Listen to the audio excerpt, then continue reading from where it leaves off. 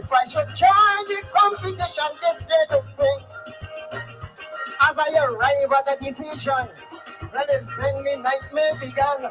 So many things happen, I don't know what to write in this song. Coast Guard rob and kill a civilian.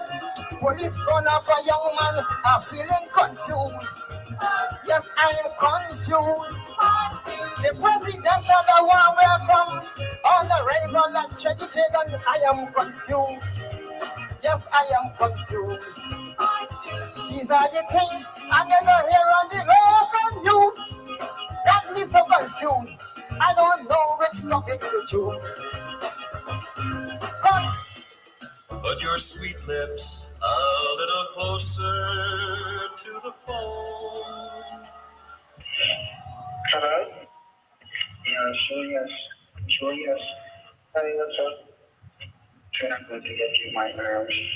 I'm not going to get you my nerves. Oh my God. Maybe tomorrow or something. I feel so very sorry.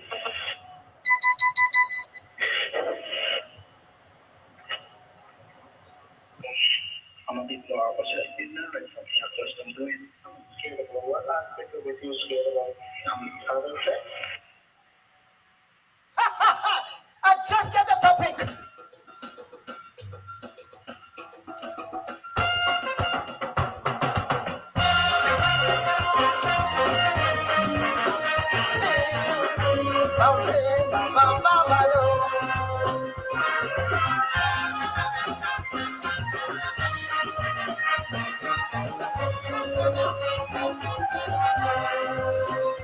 Recently, my friends, we see on the television big embarrassment from a telephone conversation involving a little boy up in their town and a top advisor to the biggest man in the land.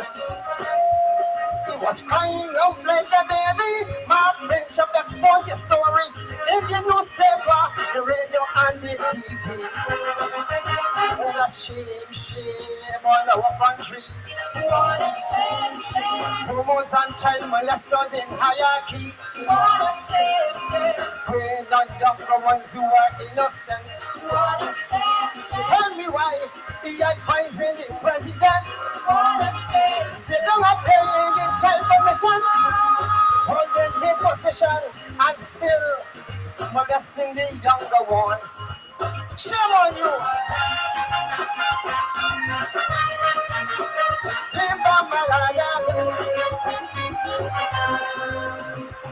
Look, the whole nation surprised when they get to see. And here, the fellow how they crying out bitterly. Julius! Why, Julius? Why you have to hurt me?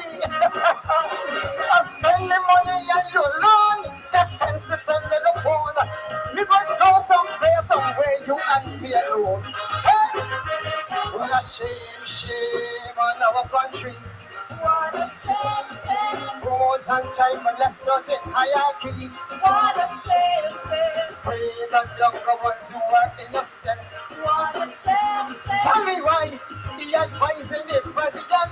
What a shame. Sit down up there in the child commission, hold them the position and still molesting the younger ones. Hey, hey, hey.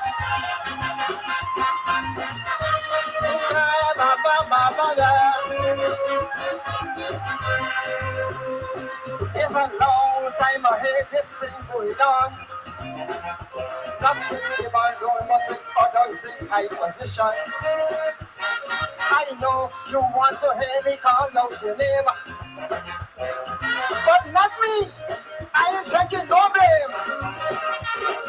The man keeps saying he don't know about that, but the media say it's a fact. He feels so ashamed, he pick out and being backtracked. What a shame on our country. What a shame. Homos and child molesters in hierarchy. What a shame. Preying on younger ones who are innocent. What a shame. And still he advising the president. What a shame. Say no, I tell you,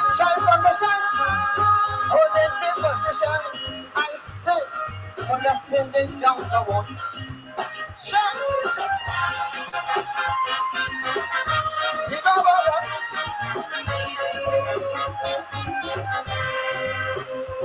When a man like him sit down in that high position, he's supposed to be a big respectable man. Showing things of importance to the nation and preaching things of interest to the younger one. Like low carbon development strategy that the president preaching daily instead of the conversation on the TV. What a shame, shame on our country. What a shame, shame. Homos and child molesters in hierarchy. What a shame, shame. Prey on younger ones who are innocent. What a shame, shame. Tell me why he advising the president. What a shame. Say that I'm paying the child commission. I know the man, you know the man. All of we know the man. Shame on you.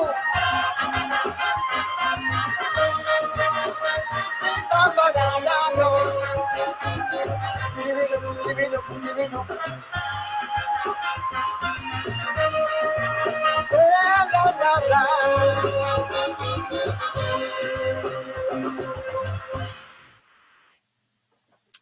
Yes, the late great mighty rebel,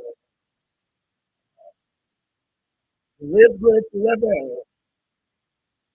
They're reminding us of a slice of our history. Um, that song, that calypso, goes back more than a decade. I think it's around 2010, 2011, reminding us of some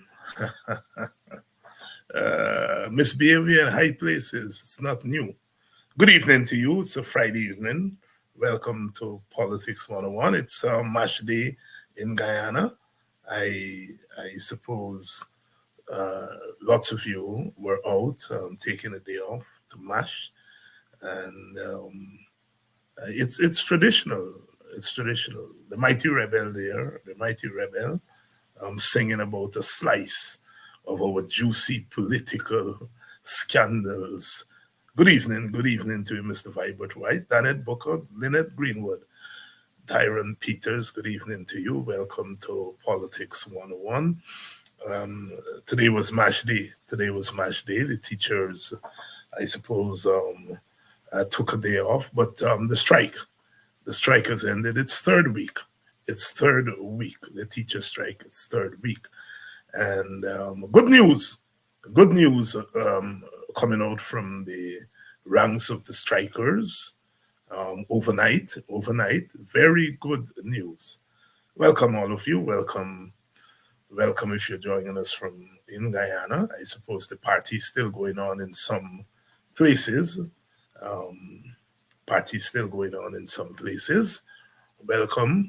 Welcome if you're joining us from Berbice, Essequibo, any part of Demerara. Welcome to Politics 101. Those of you in the wider Caribbean, welcome to those of you. How about those of you in Antigua and Barbuda? I don't know recently whether I got into trouble with the Prime Minister of Antigua or not. I did make some comments that the Prime Minister made. In fact, I agreed with the Prime Minister, and he took note of it. Prime Minister Gaston Brown. How about all of you there in Antigua, Barbuda? Lots of Guyanese there. Welcome. Those of you in St. Kitts and Nevis, welcome to Politics 101. Grenada, the Spice Island. Guyanese are there. Grenada, Pity, Martinique. We always forget the small islands when we talk about Grenada. St. Vincent and the Grenadines. St. Lucia, one of my favorite islands. Welcome. Welcome to Politics 101. Montserrat, welcome to Politics 101. Good evening to all of you. Those of you who are joining us from further afield, you're joining us from England, part of Great Britain, part of the United Kingdom. Good night to you. Good night to you who are joining us from France, and those of you from French Guyana, from Suriname, St. Martin, wherever you are, welcome to Politics 101 on a Friday night. It's Smash Night. It's Smash Night, and I understand if people are still out having a good time, it's Masherman, it's Carnival, it's our thing. And there was lots of talk about boycotting it, given the strike that was going on. But you know, the show must go on. The show must go on. Welcome to all of you. Welcome to all of you. As I said, some good news overnight. As you know, the teachers union had moved to the court. They had moved to the court, asking the court to pronounce on whether the government was legally right to deduct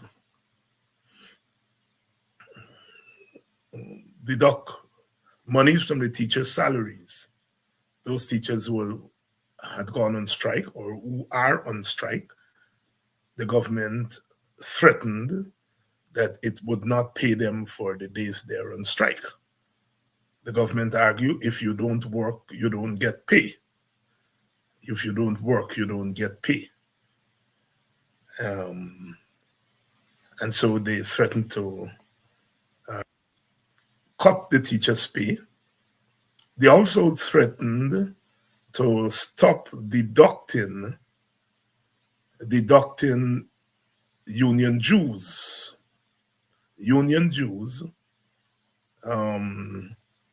The teachers had given the government the permission to deduct union dues from them and pass it over to the union. The government has threatened to withdraw that. Nothing new.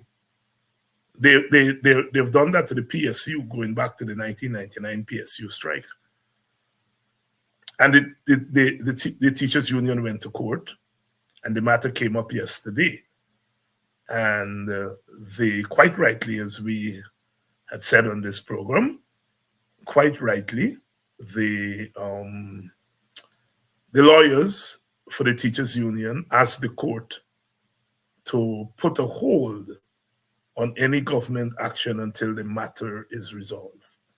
And the court duly granted that. So the government is ordered by the court not to take any action in relation to taking money out of the teachers' salaries. The court has also said that the threat to stop deducting dues should be on hold. Well, you know, in those of us who are acquainted with what goes on in the court, once a matter is tied up in the court invariably puts a stay on any action until the matter is resolved. You know, I was explaining to a couple of teachers who were asking me, I was saying, well, you know, we know stories where husband and wife are marriages in bad shape, but they have joint property. And sometimes you see the husband and the wife living in the same home, even though they don't have a quote unquote relationship, the marriage is on the rocks. But neither of them can put the other one out of the house. The house is, until the divorce is finally settled, one way or the other, the property belongs to the two of them. The status quo, as the court says, is in order. And until this matter is resolved, the status quo remains, meaning that they cannot touch the teacher's salary. That's one. And the court at the end of this could rule that they could not touch a teacher's salary, period. In fact, another court has ruled in the case of the nurses at Linden that the government action in that case of taking away money from the teachers, the nurses' salary, the court has already ruled that the government was out of order and it needs to reimburse the nurses. So there's precedence. There's precedence. The good news is if they were hoping that action of threatening to take away the teachers' money would drive teachers back into the classroom before a resolution of the matter. That seemed to have blown up in their faces, because for all intents and purposes, this matter could go all the way to the CCJ. So it could be tied up in the court for a long time. So it's a master stroke by the teachers' union to have gone to the courts. That's what the courts are there for. So that's good news. No money is coming out of the teacher's salary. No stopping the deduction of union dues. And the other good piece of news was that the Public Service Union has written to the government asking for negotiations on wages and salaries. And should the government not accede to that request, they have given notice of industrial action. Excellent news. I did say on this program yesterday, I think I was on Kidaki yesterday morning, and did say that that's, if I were advising the union, that's what I would advise the other public service unions to do. The PSU, the University of Guyana Workers Union, well, they have two unions there. All the government workers now should write to the government and asking for negotiations. They want to fight. You know, they're fighting the teachers. And you know, rather than resolve, I mean, when workers go on strike, they're assuming that the employer is willing to come to the table and bargain. And unions know they don't always get what they ask for, but at least honor collective bargaining. This government is not doing that. And so it has declared war on the teachers. The Public Service Union has now written to them and saying, we are ready to talk. And if you don't want to talk, we are ready to call our people out on strike. Excellent news, encouraging news for the teachers, for the cause of collective bargaining, and for the cause of living wage for the public servants, including teachers. And kudos to the teachers for taking the first step. It is also for those of us on this side, supporters. And, you know, sometimes our supporters get very impatient, and I understand that. We want everything to happen tomorrow. We want the PPP to be gone tomorrow. We want the unions to come out and strike with the teachers tomorrow. We want everything tomorrow. In some case, we want everything today. And, you know, I was on, I think, Kedaki's program yesterday morning, and I come in for some good tongue lashing. In fact, I was wrongly accused of saying the teachers should come off the road. I was asked if the teachers were forced to go back to work without the government meeting with them, whether that will be a disaster. And my prompt answer would be no. No. That it's people like myself and others who have a microphone who have to take the teacher's action, whatever the outcome, to take the teacher's action and to frame it in positive terms. If we say, you know, the teachers are forced to go back because the government is playing hardball, and we say, well, it's a disaster for the teachers, then we are handing the victory to the government. That's not our business. Our business as so-called social media influencers is to frame the teacher strike as a win for the teachers, whatever the outcome. But, you know, some of us want to be the union bosses. You know, we want to be the union. Stay on the street, You know. I've been in this thing long. I've been in this thing long. I've been in this thing long. And sometimes we have to be patient. Yeah, I know. I know how impatient we can be. Again, if anyone had said a month ago that teachers would have been on strike for 3 weeks, most of us would have said no, it can't happen. If 3 days ago somebody had said the Public Service Union would give the government notice that they want to talk or they're going to go on strike, we would say no. Patrick Yard is a loser. Yeah, Patrick Yard is a Patrick Yard. Patrick Yard. David Rudder said, Caribbean man, yak. That's the root of our problem. Sometimes we. But I love us still, right? Because we mean well. Give the leaders a chance to work things out. The teachers executive, the union executive, they're on the ground. They know they're hearing from their members. It was their members who tell them go on strike in the first place. And then when they put it to the members and say, perhaps we should come off the road and strike at home, they say, no, stay on the road. And whatever the next move is, it should be informed by the teachers themselves. And the union should listen to them, not for me, David Hines, to tell the union leaders not to do it. The teachers have to tell the union what to do. Our job is to support and to put the best face, to put the best face on what the teachers do. That's our job. Not to paint the teachers outcome in negative terms. Good evening. And, what I said yesterday morning, Dr. Hinds'Sight this morning, and I had to make the point that I am a radical, not a stupid radical.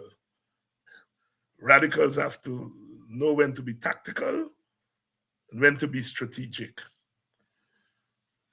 And as I said, them people didn't sacrifice to send me to school for read books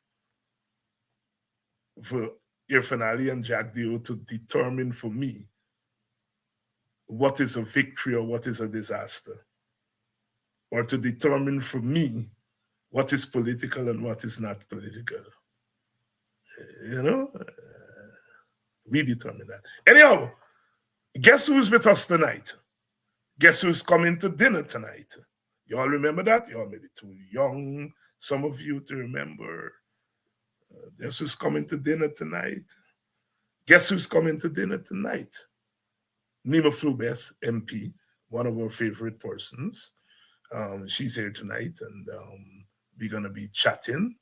I don't know if she went mashing today. She's the shadow minister of culture. So she should be the shadow minister of MASH. Under normal circumstances, she and who's the minister? Who's the minister of culture? God! Imagine Nima and Ramson mashing together. oh God, my belly hurt me. No, I don't think that will work. Anyhow, good evening. Let's bring in Nima Flubes. This is Nima. Good evening. Good evening, Dr. Hines. Good evening to your viewers. It's nice. Did you put on your costume and mash today? I did put on my costume. Where I mash is different. All right, talk to me about where you mash. At home. I did what I had to do in terms of talking with persons and stuff like that. For me, at no time I don't believe that I should take away from persons' recognition. MASH time is about our artists showcasing their talent, showcasing their skill, our designers showcasing their vision in the creative arts and all of that. So I would have said what I had to say and refused to be the photo up in front kind of individual when it comes to these things. Because I can tell you, Dr. Hines, I was at Jomo and Friends show. And that was the first time I actually went to such a show. And I was really impressed with the efforts our artists have to put into getting prepared for a show, getting their pieces together, checking the music, and all of that. It was a behind the scene observation for me. And it tells me that we have to do more for our artists in this country so that they can be fully respected. It's a lot of work, a whole lot of work to get themselves prepared to present a good show. And so for this entire process, especially at that level, because I'm at the school level, so I know what happens at the school level. But at the higher level, I have grown a deeper appreciation for what it takes for these persons to become who they are and showcasing their skills and talents. So hats off to them today. Um, been paying attention to all that is being done, and our designers really worked well to showcase some beautiful pieces in their creativity. In their creativity. Nima, Mm. you what instructions the teachers got today? How should they if today was a match day, you all would have been out there. What how were you all asked to spend the day? Relaxing and enjoyable. I will say to my colleagues, we talk, we always discussing. We have to be wise. We know that the meaning of matrimony is a celebration after hard work. But what do the teachers have to celebrate? We've been on the street for the last 2 weeks, going to the third week, and yet still the government have not come to the table to sit and talk in the interest of our teachers. And so we know that dang and done. We know how the government is vindictive, and they will come up with all kinds of plans, schemes, and everything. So we can't afford to let our guards down and just go and spend out your money wild and all these things. So, like I posted today, Marshmani, I hope persons were really celebrating after their hard work. But for the teachers, it's about us conserving every dollar because we don't know what will become, but we trust in God. Trust in God and trust in the power of the workers themselves. Honorable Member of Parliament, Nima Flubes, political activist, teacher, mother. And so, as always, our women play multiple roles in our daily lives. Good news coming from the courts. The courts the court has put a stay on any government action in relation to teachers' salary and in relation to stopping taking dues from teachers for the union. Are you encouraged by that news coming out of the court? Yes, we are encouraged. My colleagues and I are definitely encouraged that we have a glimmer of hope yesterday after the court matter that this government cannot continue to tread the path they were going down in terms of being vindictive. I know that they've been collecting the names of teachers, have the head teachers submitting names daily for persons who are not, for the teachers who've not reported to school. So we know that from day one, they have been plotting, putting together information, and all of that to ensure the teachers lose their salaries. I would have said to my colleagues, I'm very serious about it. Anytime I have to lose pay, I have to make my money, so I will take a stand to school and sell. So I could get my money to pay my bills. I don't have time with them. So I was happy yesterday when I saw what came out from the course. I know a lot of colleagues, so a few of them would have gone back to the classroom because they're thinking about, if their salaries get cut, they have their bills to pay. And that's Yeah, the reality. And the yeah. reality of that is that the government knows that we're No, underpaid. yeah, That yeah. is why they're doing what they're doing. So to have that news yesterday was really heartwarming. And I'm quite sure a lot of us slept very comfortable. At least I overslept today because I've been on it every single day. I've been on the road with my colleagues, going out early and staying out there because we need to stand up for our rights. We must stand up for our rights. Yeah. Nima, I'm so glad that you touched that because I have that struggle with our supporters every day. And I love our supporters and I know they love us.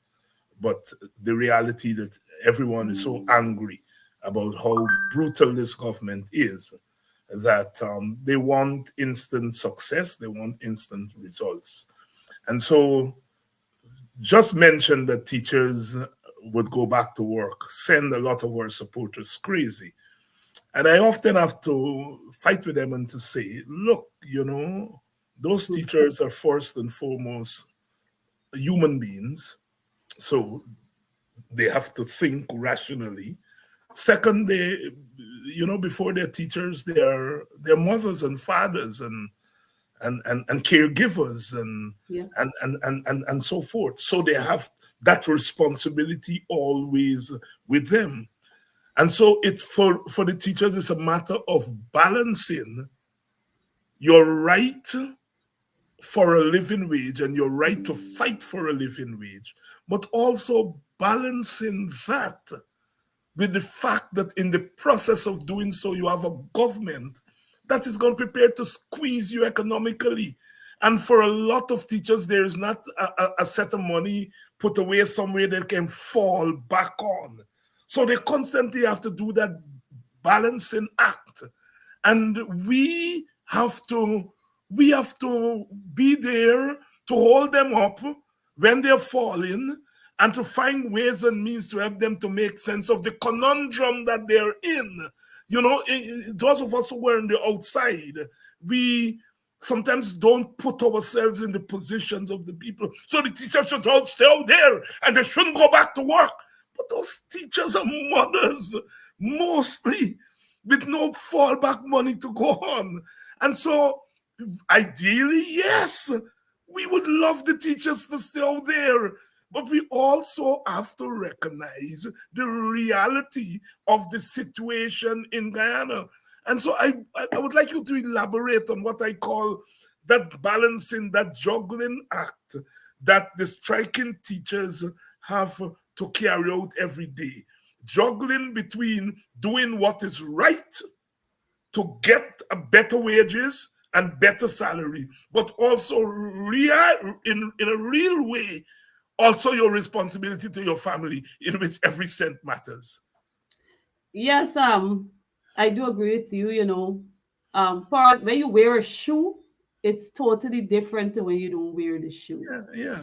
And what put me at a great advantage is that I know I've been a teacher and I know the struggles of being a teacher and being a parent and trying to provide for your children adequately.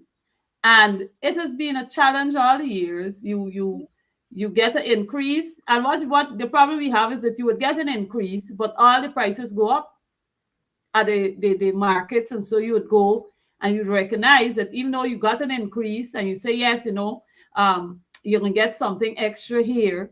When you get to the market, the reality is the price has gone up. So that increase you got is already gone back to the market. Yeah. And then, like you rightly said, a lot of us are unable to even have any major savings because you're living like we've been chanting, pay today, broke today. We live from paycheck to paycheck. And there's the reality of the life of a teacher. You have bills to pay, you will have your family to take care of. If people don't have their children, and so they might be studying, you have to be paying all these tuition fees and all these things that goes with it because you want to improve yourself. You want to be able to deliver better to your students. And so even in you improving yourself so that you can deliver better for your students, it's costing you. Nobody is giving you no extra money there. And so even as we stand for our rights, and I keep telling my colleagues, we have to just make up our minds. We got that the sacrifice has to be made so that we can do what we have to do to ensure that we are able to provide for our children and stand up for our rights. You see, when I talk to my colleagues, I said, we would sit down and think about, the students are suffering. Yes, the students are suffering. You think about they might have had your child you're dealing with in school, and you know that they will need to be talking to you because they're going through their own challenges. And you have all of that and many other examples you would be dealing with. And you have to stop to think about your rights. Even sometimes I would lie in my bed and say, all the years I've been teaching their students I taught in school, and they're doing way better than I am, and I'm Yes. still a teacher. Yeah. They would have excelled in their academics. They would have been doing well in their career. They would have chosen a different career path. And so you see them doing well, way better than the teacher who've been sitting in the classroom, faithfully committing the time to ensuring that that child is successful. So we as teachers have to see the importance of us standing up for our rights, that we get a livable wage, that we can take care of our families, take care of our personal needs, our personal development. All of that is important. And like I've said last week, happy teachers, happy students. If the teachers are happy in the classroom, you don't have problems with the students will reap from that. So we have to stand up for our rights. And it is indeed a balancing act. And I continue to call on my colleagues. Let us shut down all the schools and come out on the street. Because if we're able to come out on the street and make an impact, I even shared an article with this where some women in, I can't remember the name of the country, had a day out, a sick day out, to make the point that they are not being treated equally in the workforce. And it was very impactful. The same thing, we have to make our voices heard by standing out and standing up, that we deserve better as teachers. We do deserve better. We work very hard and tirelessly to ensure our students are successful. I was sharing with one of my colleagues today, I said, in the other Caribbean countries, teachers are paid to mark SBAs. That is the research that they have to do for CSEC and for CAPE. In our country, we're not being paid for that. And I can tell you, when you have 27, 30 students in one area, you got another subject area, you have another set of students you're carrying. I carry 3 exam class. So I have 3 sets of students that I have to do research for, read. Sometimes you have to read your work 5, 6, 7 times to have it corrected. 9 to 3 at school is not adequate. I would get up early in the morning like my other colleagues, when everybody's sleeping and enjoying their nice, comfortable rest. I would get up and read research paper, because when the place is quiet, you're able to focus and you're able to give your students better guidance. Who pays for that? Nobody does. And so they don't think about that. The government does not think about the sacrifice that teachers make ever so often to ensure that their students are successful. That Priya, Madam Minister, could stand and talk, we have such wonderful grades. Do they really understand the sacrifice that teachers make time after time to ensure that Guyana gets successful grades? I don't think they do. And because they don't appreciate it, that's why they're not engaging our teachers. Yeah. And so we continue to fight. Yeah. We continue to fight, and we continue to help those who are hesitant, those who are afraid, those who are concerned about their financial security. We stay with them. Don't condemn them. Don't call them names, but stay with them. Show them ways and means how they can still stay and fight. This work is very, very, very hard work. The striking is not the objective. The objective is to get a livable wage and to restore the right to collective bargaining. That is the objective. Strike is the means to the end. And we have to push, those of us who believe the strike is righteous, we have to push it as far as it can go, and not to get in front of ourselves. I continue to believe that. Nima, Nigel Hughes was here 2 nights ago, and our discussion centered around an aspect of this strike that we have not talked much about. And that is the very quality of the education, the very state of education in our country. We know the dropout rate in our country is embarrassing. We don't like to talk about it. In some respects, I understand. In some areas, it's 50% dropout rate. Mhm. We know the struggles we have in the classroom with literacy. You are at the high school level, and you know by the time the kids get there, the headache that you have because a lot of them are not functionally literate, um, and so forth. So, quite apart from the wages of teachers and the salaries and so on, the fact that teachers have to work in those that kind of environment, it means they have to do extra work. Because if you are teaching social studies and a child comes and has to do an assignment, but that child can't write a paragraph properly, it means then that you have to do social studies and English. You're not paid for that. But you, that child comes to you from kindergarten coming right through the primary school. Now you all have grades, but you know what I mean. So by the time that child gets to you at fourth form, fifth form, um you know, you have to work with what is sent to you, and that's extra work. I know it because I go through it sometimes at the college level, where I'm teaching political science and my students come to me and they're deficient in some other areas, and you have to make sure you help out. But at the pre-university level, it's worse. And so that whole question of the state of our education system is something that teachers know and teachers have to struggle with every day. It's not that you're walking into a classroom and 90% of the students in the classroom are where they should be. Your work becomes easier, if that is the situation. But if you have 10% where they should be, another 30%, 75% of where they should be, then you have a 50% who are way behind where they should be. Your work becomes harder. Speak to that aspect of the profession and how that ought to translate into better wages and salary for you all. Yes, Dr. Hines, one of the things I would normally say to my colleagues, I have an issue in education when people just come and change a policy or something because they're new.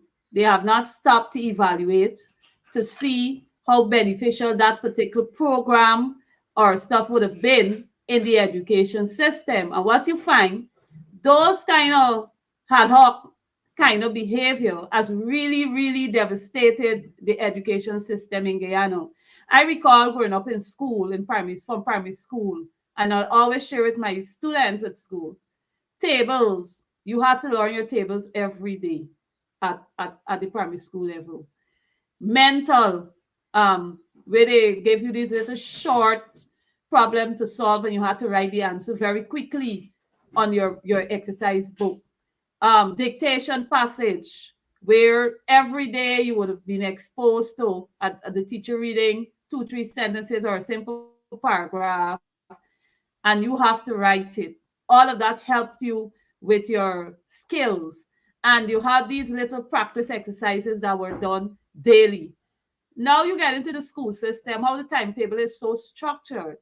A lot of our students are not exposed to a lot of practice in these kinds of things, and it has really impacted education, because at our time, when you finish primary school, you were able to read well. You know the basic of maths, the basic addition, subtraction, multiplication, division, and all of that. Now you have an education system where they plugged in this and plugged in that, take out this and take out that. and what do you expect to get? You have not done any proper study. Guyana was known to having the best education at one time, and it was because of the systems they had. Why was it changed? Who changed them? And so now you have teachers who have to do extra work. So marking an IA, you might have to correct grammar. You might talk to students and they quite don't get it. We're dealing with technology now where people would write shorthand, um, Yes. and they're not spelling out words. Yeah, That has yeah. been a challenge when it comes to you marking paper because the children might very well write one of their abbreviation used on social media and Yes. said, Miss, I already have the information there. So now you have an added responsibility to ensure that that is corrected because remember that's not the acceptable standard for the Yes. exam. So you have that to deal with and all the other challenges that comes with a child who cannot do much comprehension. They might have something there given for them to read, but they cannot really understand what is going on. And again, it comes from a lack of practice. um, One of the things we grew up knowing is that you should read every day. I read every day and I encourage the same, that every day, some small thing, it don't have to be a whole book, a simple thing. You see, I'm also primary, I was once a primary school teacher. And I can tell you, my students, I taught common entrance class, grade 5 also. Every day, we used to go to school 50 minutes before the bell goes, and every child had to read one paragraph to help them with the literacy. Now, all of this is what you find teachers doing. We know that at primary school, the teacher would teach all the subject, right? And that is understood. Hmm. And at the secondary school level, the teachers specialize to a particular subject area. But we have to teach all the subject areas Yes. when it comes to what they're doing because a lot of students come and they don't have the basic Yeah, yeah. skill that is needed, which Mhm. makes teaching a bit more challenging for the teachers. And that's why we should stand up for our rights. We must stand up for our rights so that we can have better wages and working conditions as teachers because our work is more difficult now than it was before because you have a generation of young people that is really into technology and Mhm. all of that. And as a teacher, you have to learn the technology, you can't condemn it. That's where the word is. You have to learn the technology. You have to be able to use it and help the student to understand that, even though this is where you like, you can learn from there too. So it is a two-way process. It's not just a simple thing that the child comes and they mark the paper and that's it. No, it is not that. It involves way more than that as a teacher, and that's why we deserve better. Ministry of Yeah. Education would plan some training program here, there, and everywhere. And when you look at some of these things that they try to do, it is way behind what the young people level of technology is. So Hmm. even though they might give you the basics, as a teacher, if you want to be on par and up to date with your students and ensuring that they're doing well, you will have to spend your own money to get added information and teaching in that area also so you can help your student. So we deserve more pay. We deserve better wages. We deserve better working conditions. With the age of technology, I go to school, I don't have internet. The internet is only centered at a certain part. Hmm. And you have a class that may be way down the other end of the building. And if you Yeah, don't have yeah. your own personal data, you might want to check for something quickly. You got to use your own data. Why is it Yeah. that we're not getting that kind of improvement in our education system? Because we know we live in a technological age. You can't fool yourself. Yeah. And Yeah. you have the teachers have to be finding the money to ensure that they have data because if you go to the school and there's something you need, you know that you won't have access because you don't have internet access at this day and age. And so when we talk about improving our working conditions, there's one of the critical areas that they need to be looking at in terms of improving education. Stand up and shout that you make one smart room or one school technologically savvy doesn't solve the issue that lies across this nation, where we have thousands of teachers who, if they don't put their own money and data in the phone, will not be able to have access to certain information that they may not have in a textbook. Yeah. Nima, and I'm so glad that we are talking about some of these issues because I think they help to strengthen the case of the teachers. Um, I am in touch with young teachers. Some of them are steered to me for help in various ways. Um, and the point you make there that reading is so important and that you try to read something every day. Here is what the teachers they look like, the average teacher, which you know very well. Wake up in the morning, get your family breakfast and story ready, get your own children off to school, then you go off to school. Leave school, a lot of teachers rush home to give a little lessons to get a little small piece. By 6, 7 o'clock, they're on an online class at UG because they're going to UG trying to uplift themselves. That tralala finishes at 10 o'clock in the night. Enough time. There's no place there for dinner for your family. The family got dep on their own when it comes to dinner. Eh? By the time you're done there at 10 o'clock in the night, it's enough time to go and take your sleep, to wake up at 5, 6 o'clock in the morning to start that thing over and over again. That, comrades and brothers and sisters, is what the life of an average teacher is. To earn $80,000 and $90,000 a month. It's cruel. It's cruel. Anyhow, Nima, you know it better than I am, but than I do. Sorry. Speak to that the day. What a day in the life of an average teacher looks like. Not the HM or the because the HMs get it rough too, but at least the higher you are at the level, you don't have to go to UG anymore. You don't have to give lessons, so you get a little bit more wriggle time. But the lower you are on the ladder, your day is longer. Talk to us. Yes, Dr. Hines, one of the things that crossed my mind when you spoke, you have clearly identified life actually looks like. But in all of that, what's that? A teacher might feel like eating something special, you might want to eat a piece of chicken, or you might feel like eating an ice cream or something, and you can't spend the money. You gotta think twice if you could actually spend the money, because you might spend the money and buy this chicken today and eat it because that's how you feel. You feel like eating something, go treating yourself to something nice. And then you recognize that when you do that tomorrow, your passage might be short. Someone, your children, might not be able to have access to the resources they need. And so the teacher always have to be navigating, playing around to see, all right, how am I going to do this, right?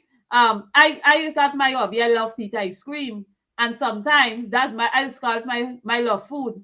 If I'm really stressed, I get a nice chocolate ice cream or something I can cool down. But sometimes you just want a little extra. You might want a regular Demico ice cream or a regular igloo ice cream, but you might feel like eating one of these waffle bowl with all this nice nut tapping and all of that on it.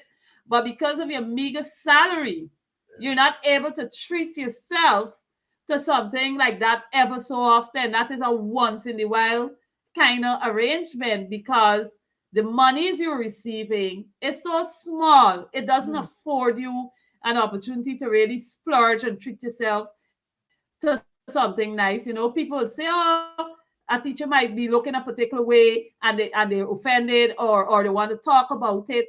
But when they stop, like I said, wearing the shoes is different for the person who's not wearing the shoes. When you have your family to take care of, you have to think about the needs of this family before you can treat yourself. And I can tell you, the self-sacrifice is not easy.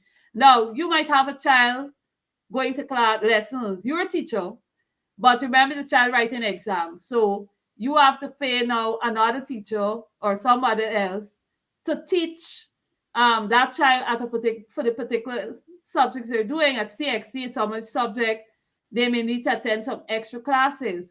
You got to take money from the little bit money and pay someone else to do it. Nobody's doing that. Ministry don't offer them free services for people like me because we're teachers and in their mind, we're not that important. They don't think about that.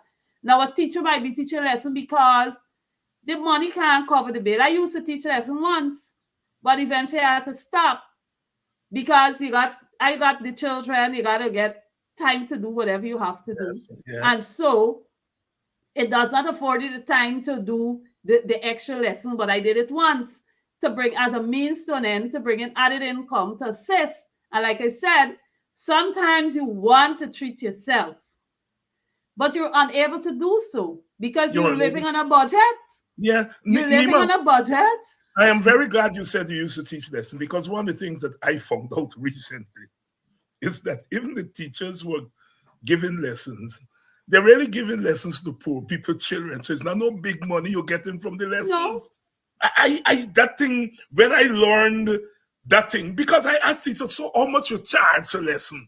And when the teachers tell me what they charge a lesson, I I freak out because it's not no big money. Because it's poor people, children, who are already on, as you quite rightly said there, already on a meager income. They're not paying for the children to go to lessons. So the teachers who are giving lessons, not no big money you get in from these lessons. So even the lessons itself is an act of love rather yes, than it is. financial things. Speak to that. That is definitely true. A lot of times you do it to help another child, but in helping, remember, you still got to consider your family, Yeah, your yeah, yeah, needs that has to be met. And so because of that, you need to balance it out. So that's why you find people would be trying with a little lesson. Some teachers try and remember. I was trying to find this correspondence where the Ministry of Education they put teachers in category who's business teachers, whatever, whatever, whatever. I'm looking for that particular correspondence because I want to remind my colleagues of certain things. Teachers, they got teachers that got to be walking with items to sell because they got to pay the bills. They yes, got needs to be met. And when they would have joined the teaching profession, back in the days, being a teacher was something so special. Oh, my son is a teacher, my daughter is a teacher, and all of that. And so people took a lot of pride in being a teacher. But now, today, being a teacher got its own thing that comes with it because you're going to recognize as much as you love the job. I love teaching. That's one of the things I love doing because for me, I see it as a way of making a difference in the life of people. Just like I'm a politician, I love serving because I'm making a difference in the lives of people. So I know how to balance the two. But a lot of times people do it and they will do it because they love the job. So all the actions that the Ministry of Education should should engage discussion with the teachers and ensure that a decision is made so that the teachers can be comfortable. Again, happy teachers, happy students. happy What teachers, is happy wrong with students. that? Yes. Yeah. Yeah. There's something you want to share with us tonight. You want to talk about. Ye- Yes. Go right ahead. Yes, I don't know if you would have been able to share the video, but one of the things on Sunday, I'll be having coordinating a cleanup campaign at Durban Park. It is something that it's an area that I will frequent to visit. I actually learned to ride at coffee as a child growing up. And so that area got its own connection with me. Also, coffee is a place where I gain a lot of inspiration by just sitting and I read through all these things and go. But from going there from time to time, I've observed that the administration does not in any way give care to Durban Park. Durban Park, if you go there, you'll see people learning to drive. You'll see people walking and exercising. There are young people who play football out there. They play turf ball as well as on the The tarmac. We seem out to have. there. Yes, Dr. Hines, you hearing me? Yes, I'm hearing you now.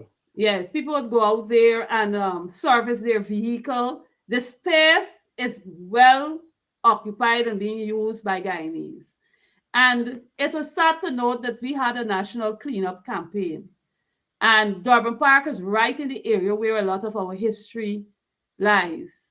Coffee being there, the monument and the coffee square being there. We have the Independence Arch at Brigham there, and all the history that lies around that vicinity. But yet, still, the government did not see it fit to have that area cleaned up. So on Sunday, I'm encouraging persons to come out, bring your rake or whatever. Let's clean up the area. Tidy up if you have weed machine, you want to come and offer 1 hour or so from 5, we'll be out there. Cleaning the area so that the young people who usually play out there will not have to make their play space smaller, but they'll be able to continue their recreation practice in a space that is free of garbage and they can be safe in the area. And it is something that I want to encourage persons to do. We have a civic responsibility to take care of our environment. And that's a simple way. So Sunday morning from 5, we can be out there cleaning up. Of course, we can go the traditional way with cold pot and all that. While we working, we got things in the back taking place so that we can really have a good cleanup and tidy up of the environment. How late are you going for those people who are not able to come early in the morning but may want to go to early mass and then come afterwards? We should be there up to about 10 o'clock or so. Up to So about 10 o'clock. Yes, we'll be out there. So I'm calling on persons to come out. Come out early. Let's do it early before the sun gets extremely hot. And let's rake up, clean up, take down those trees and all of that. And when we finish, I will take another stage in it because I can tell you the area is very, very useful to the young people in the large area because they don't have a play field. That's what they need. And I observe how the people would go and walk in the afternoon to get their exercise in and all of that. We need to tidy up the environment. It's all about our health. It's all about recreational space. It's all about people being able to do their little businesses and all of that in a safe and clean environment. In a safe and clean environment. So those of you who are in the Georgetown area on Sunday, starting at 5 o'clock in the morning, a group organized by Nemo Flu Best will be there and will be doing a cleaning up at Durban Park. Come out, they'll be there between 5 and 10. Bring your whatever cleanup implement you have, lawnmowers, whatever you have, so that you can be part of that cleanup campaign organized by Sister Nima Best. Nima, we go into the 3rd week of the strike Monday. What's the morale of the teachers?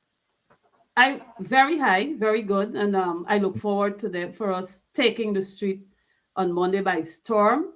And we are positive, and like I will say to my colleagues, we got to focus. Are you encouraged by the news? Are you encouraged by the news coming out of the Public Service Union? Yes, I'm encouraged. I'm waiting to see what will happen.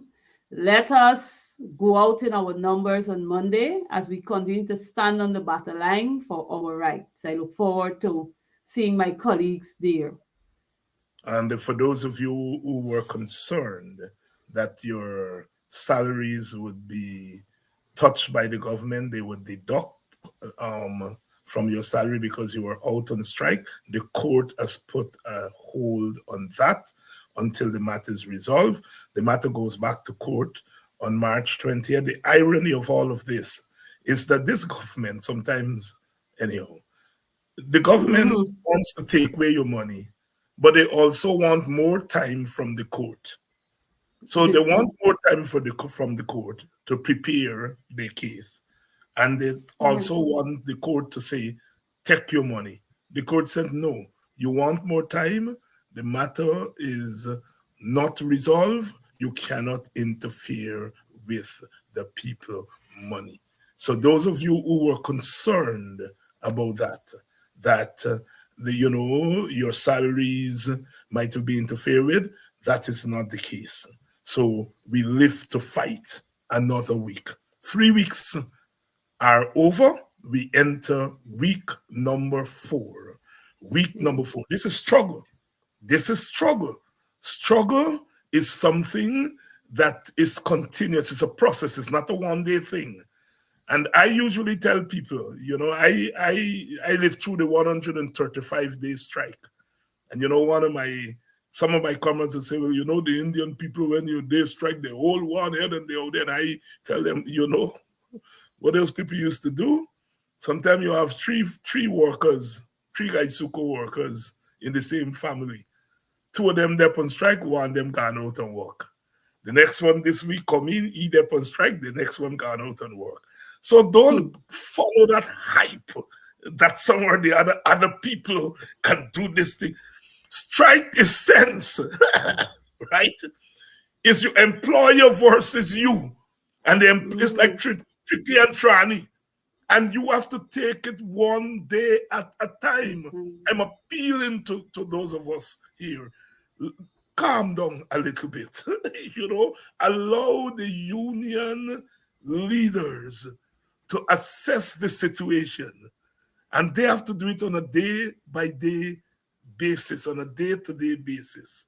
And we have to trust their judgment because they are on the ground. The government planning, the government got an engine room. And so our union people got to have their own engine room, and you got to assess this thing day to day. Day to day. And our job is not to direct the traffic, or we are not the union leaders. Our job is to support the process. As I said, I have friends, comrades. I said, if there is a teacher who's not out on strike, if there is a teacher who is hesitant, find the number, give it to me. I will talk to them directly. For whatever little influence my voice or name may have, I'm putting it to use in that regard. Explaining to that teacher, you know, in this balancing act that you're carrying out, why you should lean this way. That is the work the rest of us should be doing. Some of us have been contributing money. God bless us to the strike relief fund, because that is going to be important. So let us continue to support. Let us not condemn those teachers who might have been out there for 2 weeks and who get frightened. Then they've aired the money going to take and walk back. Let us try to bring them out back on the strike. Don't condemn them. They already give 2 weeks. Big them up for that.